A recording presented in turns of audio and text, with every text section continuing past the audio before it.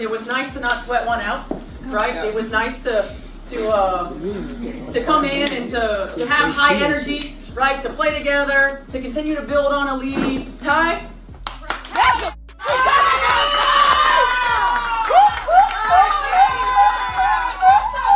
It's the ultimate, I hope you understand, it's the ultimate compliment that we can trust you to start you in a game and to play you these kind of minutes. Picture this, a primetime CBS broadcast, one of the most hyped WNBA matchups of the entire season.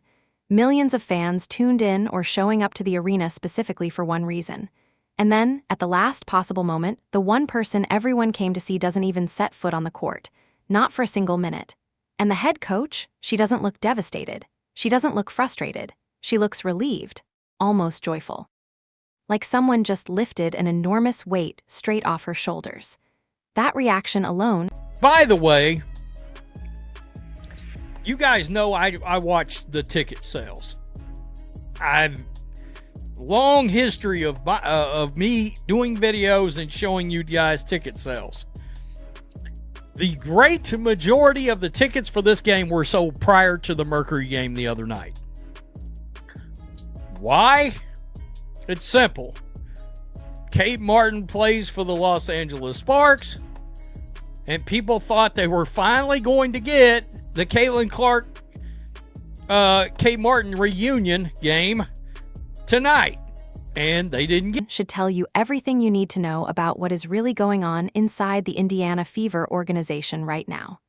Because what happened on May 9th, 2025, wasn't just a disappointing night for fans. It was a window into a much deeper... This was the look 5 minutes before the game, okay? Right here, you can see there were a ton of tickets. A ton of tickets. Now, or a ton of empty seats, tickets. A ton of empty seats. Right up here, right up here, right up here, right up here, right up here, right up here. Luckily, somebody had a bootleg stream going on YouTube, and I tuned in for the first 2 or 3 minutes just to be able to see seats. Most of these seats got filled up. Okay, I'm not going to come on here and blow smoke up your asses. Much more serious problem that has been quietly building since the very first day of this season. And once you see it clearly, you absolutely cannot unsee it. The Indiana Fever and the Los Angeles Sparks. May 9th, 2025. Primetime CBS. This wasn't just another random Wednesday night WNBA game buried on a streaming platform nobody subscribes to.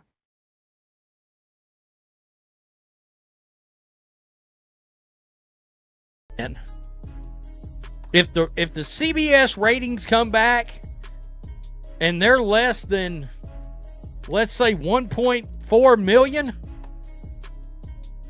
well, didn't they just have a nationally televised game that was like 2.5 million viewers? If last night's game comes in at less than 1.5 million viewers, then yeah, a hell of a lot of people tuned out. And we all know in sports, it is the media rights deal where the money is made. You want to hit a team and a league in the pocketbook, you don't turn the TV on. And the kind of cultural buildup that only happens a handful of times each season. The kind of game the league points to when they want to prove to the sports world that the WNBA has genuinely arrived as a major player in the professional sports landscape. And the storyline practically wrote itself. Kate Martin, one of Caitlyn Clark's closest friends and former Iowa teammates, now suiting up for the Los Angeles Sparks. The two hadn't shared a floor as opponents with this much national attention surrounding them in quite some time. Fans across the country were circling this specific date on their calendars. The Iowa reunion angle was real, it was emotionally compelling, and it was exactly the kind of authentic human storyline that casual sports fans connect with on a deep level. This wasn't manufactured drama. Kate Martin plays for the Los Angeles Sparks, and people thought they were finally going to get the Caitlyn Clark Kate Martin reunion game tonight, and they didn't get that. I know we talked a lot about a boycott, I never expected that to show in the attendance. I didn't. Where it's going to show is the television ratings, which is where it counts, all right? Ticket sales are great, and yeah, we very much take note when there's 2,000, 3,000, 4,000 fans missing, but people had bought tickets to try to see this right here. Cooked up in some league marketing meeting. This was genuine history between two talented players who built something special together in college. So fans did what passionate sports fans do. They bought tickets, they made plans, they told their friends, they set their DVRs. And the ticket sales reflected exactly that level of excitement. Here is the part that matters most, and that almost everyone in the mainstream sports media completely glossed over. The vast majority of those tickets were already sold out well before the Phoenix Mercury game earlier that week even happened. People weren't buying tickets in response to some last-minute promotional push. They were buying them because they genuinely wanted to be in that building for that specific matchup, for that specific storyline, for that specific moment between Clark and Martin sharing the same professional floor. And then came the announcement that changed everything.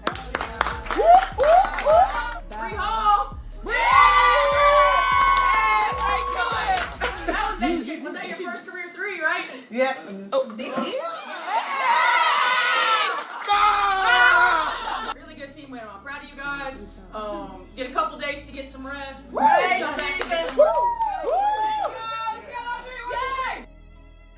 Okay. Oh, Kelsey Mitchell's happy. She's happy. She scored like 26 points last night. Of course she's happy. Look at this.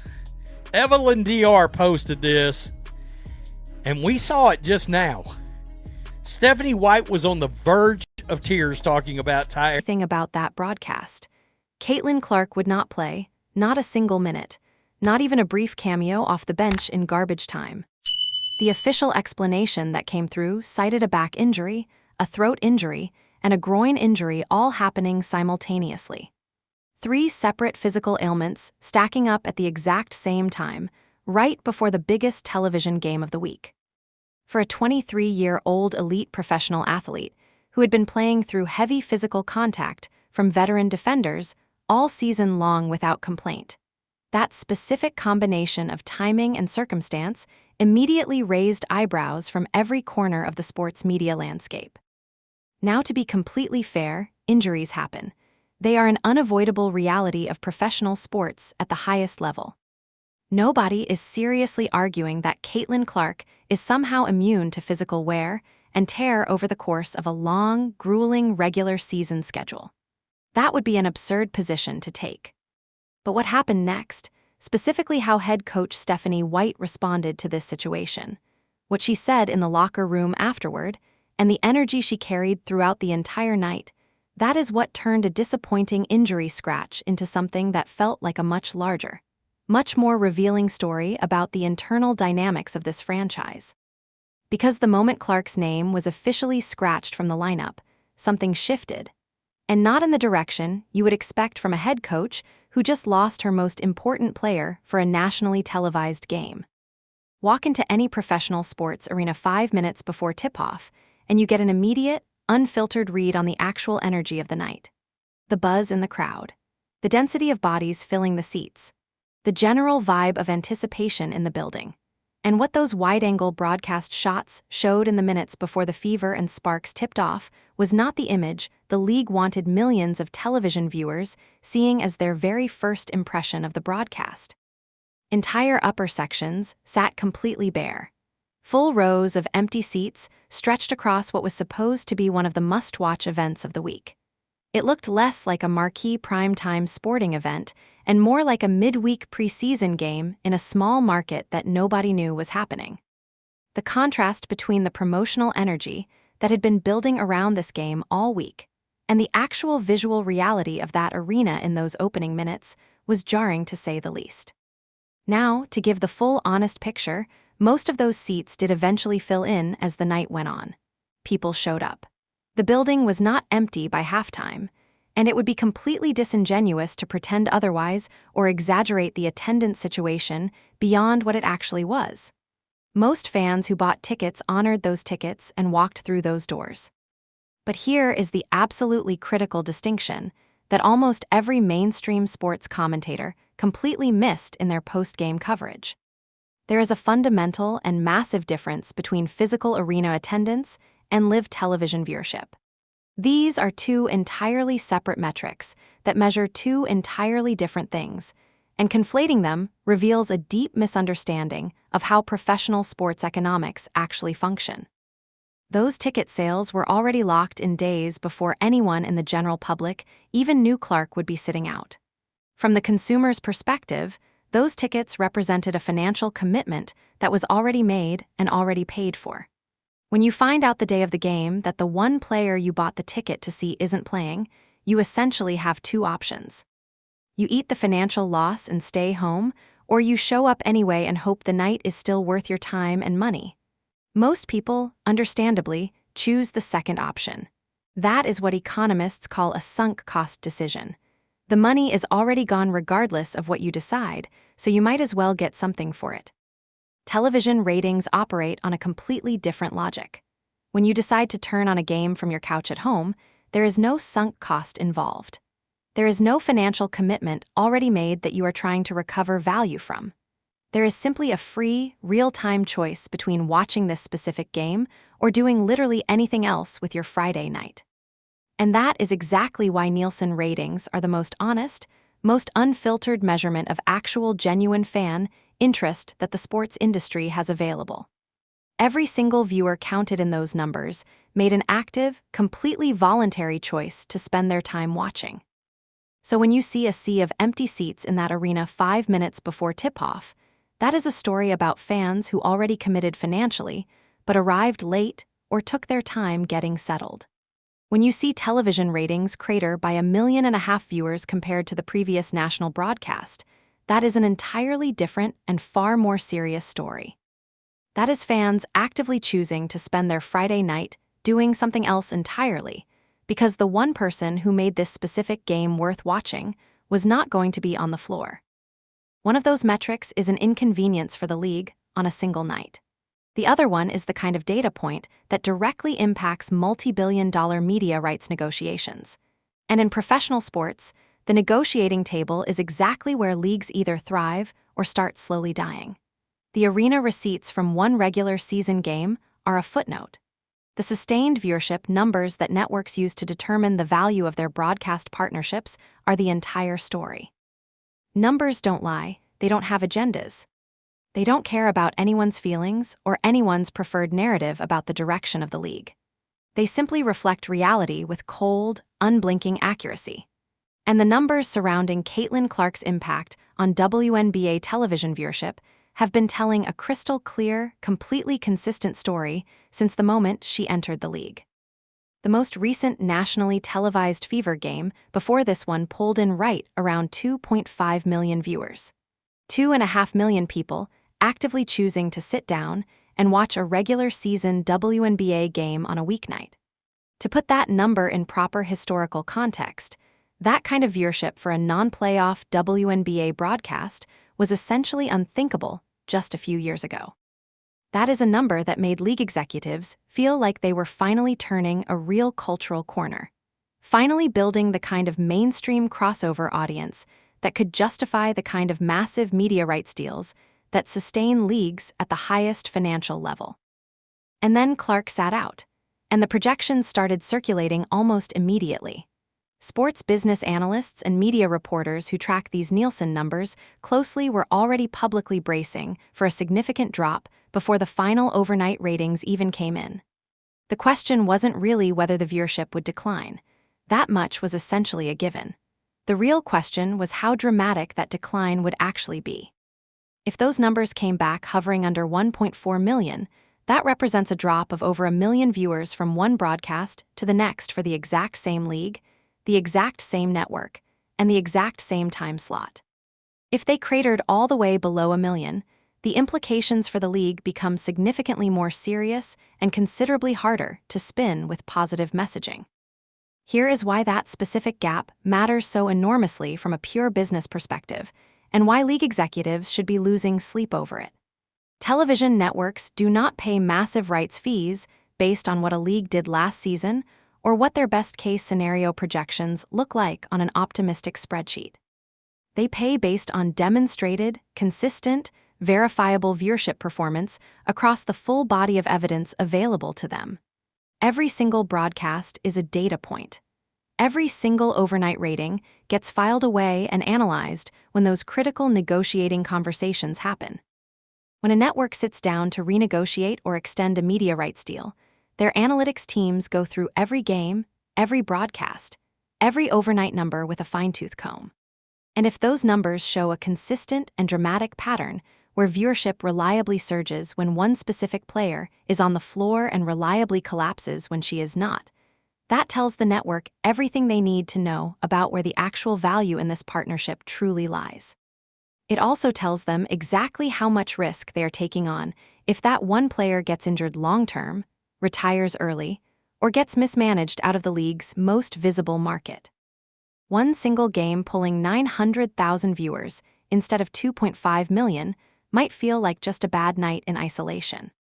But when that pattern repeats itself consistently, when the data clearly shows that the league's prime time numbers are essentially a direct function of one player's availability rather than any broad general interest in the sport, that becomes a structural weakness that significantly undermines the league's ability to negotiate from a position of strength.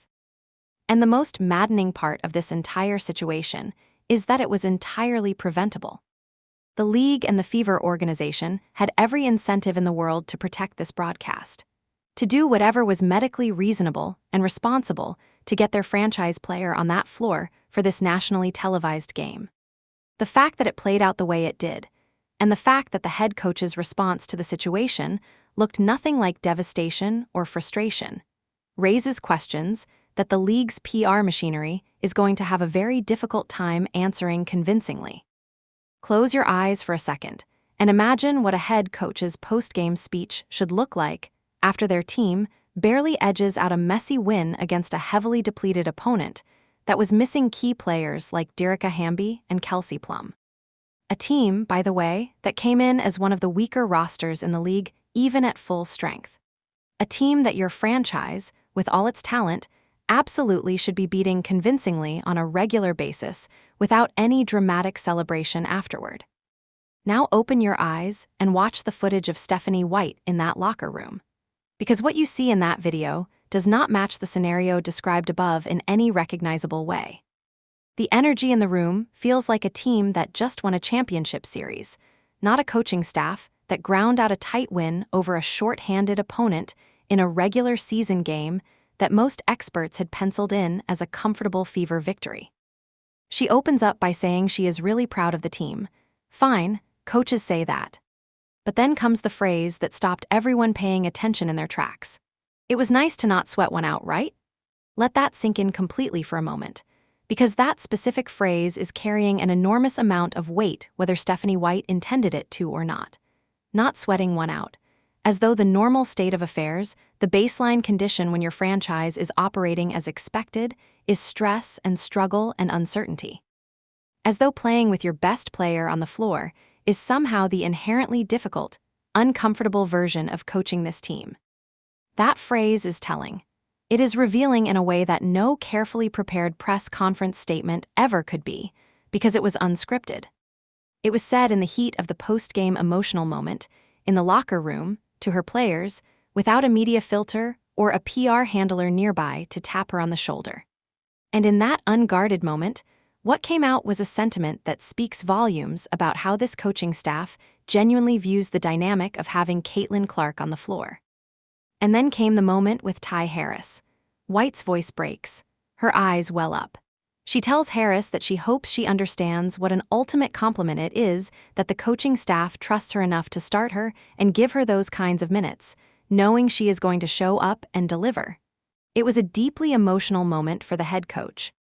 Genuine, visible, heartfelt emotion over a role player's solid performance in a win against a depleted team. Now contrast that with every single post-game moment this season where Caitlyn Clark has delivered a jaw-dropping performance. The 30-point games, the dimes that make the entire arena gasp, the clutch shots that flip momentum in an instant. Every compliment White has offered after those performances has landed with the enthusiasm and warmth of someone reading a legal disclaimer out loud. Technically accurate, technically positive, but utterly devoid of any genuine emotional investment. The stark difference isn't subtle. It is not hidden. It is playing out on camera in full public view every single week, and more people are starting to notice. Let's be methodical about this. Back injury, throat injury, groin injury. 3 separate physical ailments all converging at the exact same time on a 23-year-old elite professional athlete in the prime of her physical career, hitting their peak simultaneously, right before the biggest, most heavily promoted national television game of the week. Now, the important thing to state clearly up front is that nobody outside of the Fever's medical staff knows with absolute certainty what Clark's physical condition was heading into that game. The medical staff are the professionals. They have direct access to imaging, to examination results, to information that no outside commentator or sports analyst has. And if the legitimate medical consensus inside that organization was that playing risked making any of those injuries significantly worse, then sitting her out was the correct and responsible decision. Full stop. Player health has to come first. But here is what is also true, and what gets glossed over every time someone raises a question about this specific decision. In professional sports at the highest level, elite players play hurt with remarkable regularity. This is not a controversial or radical observation. It is the straightforward, documented reality of what it means to compete professionally. Trainers tape things up. Medical staffs manage pain carefully. Players push through discomfort that would sideline an average person for weeks, because the job demands it. Because the team needs it. Because certain games carry a weight and a significance that makes playing through manageable pain the expected professional standard. The Aaliyah Boston incident in the previous game was genuinely hard to watch. That was a heavy, physical foul that connected with force. And it was just the most recent and most public example in a long string of physical punishment Clark has absorbed from veteran defenders all season without missing significant time. She has been grabbed, held, face-guarded, and physically intimidated by opponents throughout this entire season with officiating that has been, to put it charitably, wildly inconsistent in how it protects her. And yet she kept playing, game after game, absorbing the contact, getting up and getting back to work. Which is exactly what you would expect from a competitor of her caliber and mentality.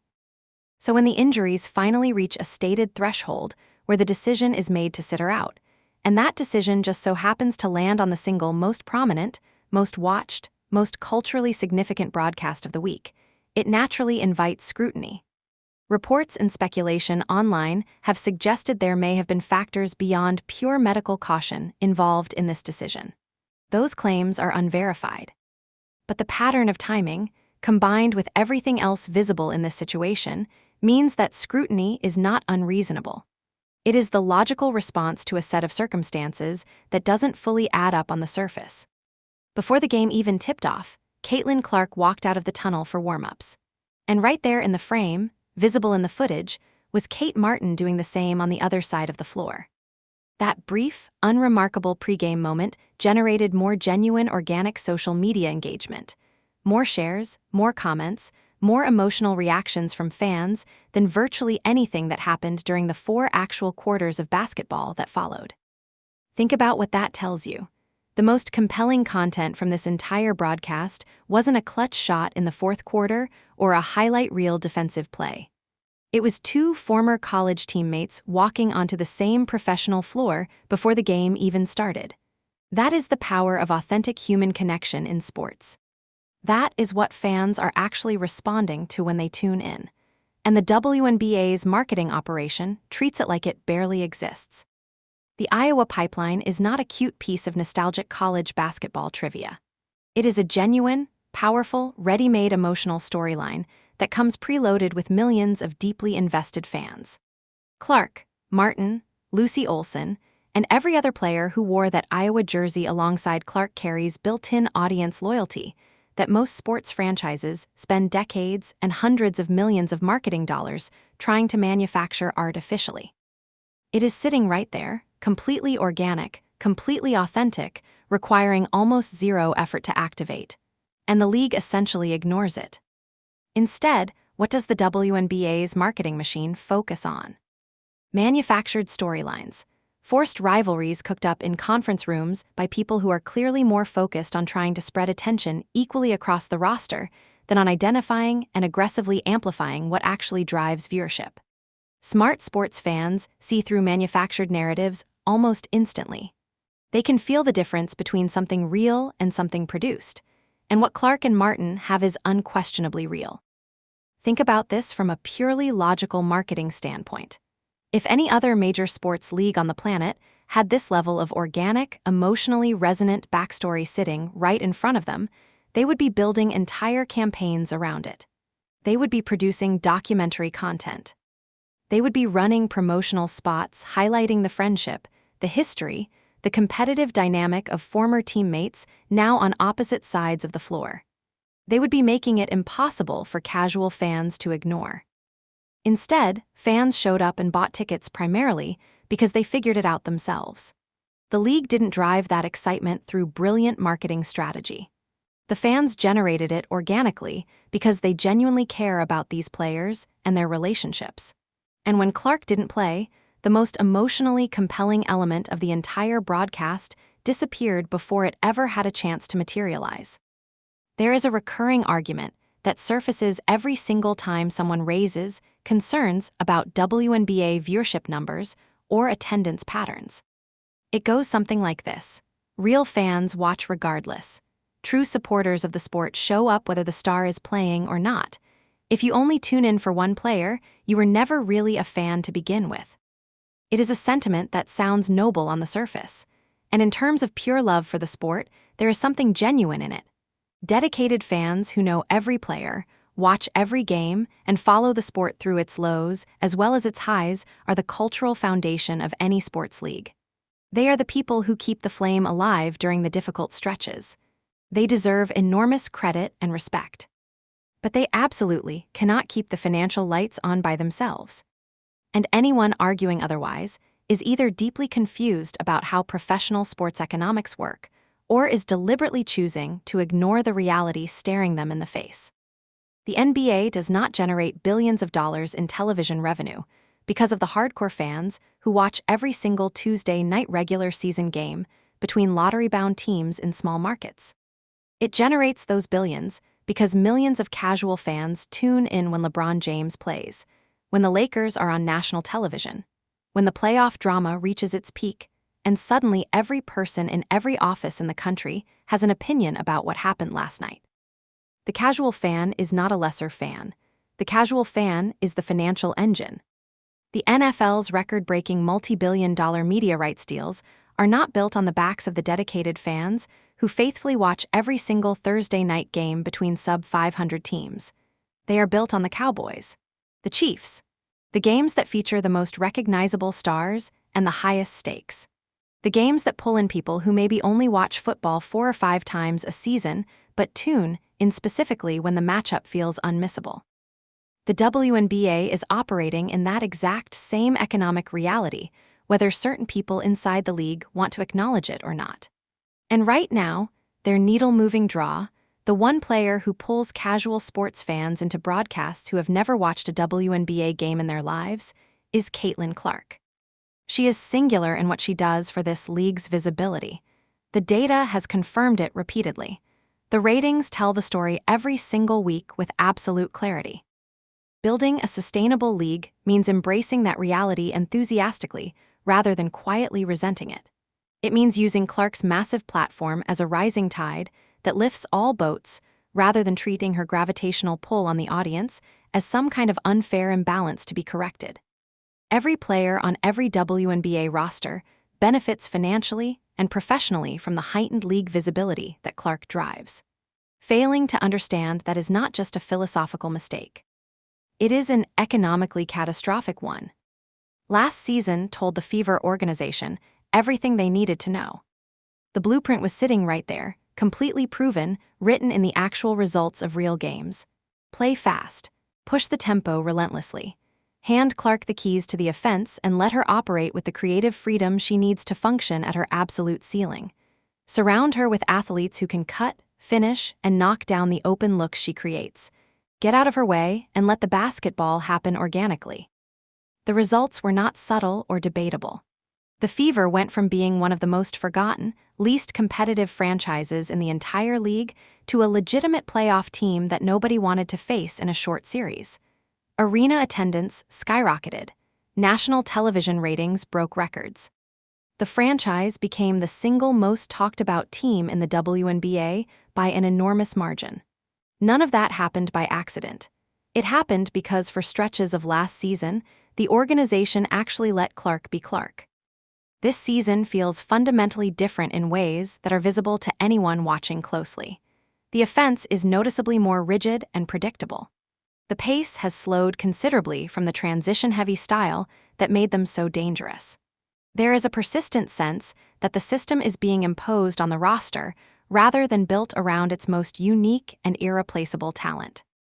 And the mounting frustration is occasionally visible in Clark's body language on the floor. In those brief, unguarded moments when a play breaks down or the spacing collapses, and you can see a flash of something cross her face before the professional composure snaps back into place. She has never said a word publicly, not one complaint to the media, not a single hint of dissatisfaction in any press conference. That speaks to her professionalism and her character. But the situation itself is speaking loudly enough without her needing to say anything. So where does this end? Realistically, there are two outcomes on the table and only two. Either Clark eventually reaches a breaking point and requests a trade, which would be an absolute catastrophe for the Fever organization and a genuinely dark moment for the entire league. Or the front office makes the decision that protecting their franchise player and their financial future requires a coaching change. There is no comfortable middle ground where this philosophical divide quietly resolves itself. The gap is too wide. The pattern is too established. If you are sitting in the Fever's ownership box looking at your attendance figures, your television ratings, and your merchandise revenue, this should be the clearest, simplest business decision you have ever been asked to make. You do not lose Caitlyn Clark. Under no circumstances. Not for any coaching philosophy. Not for any system. Not for any internal organizational dynamic.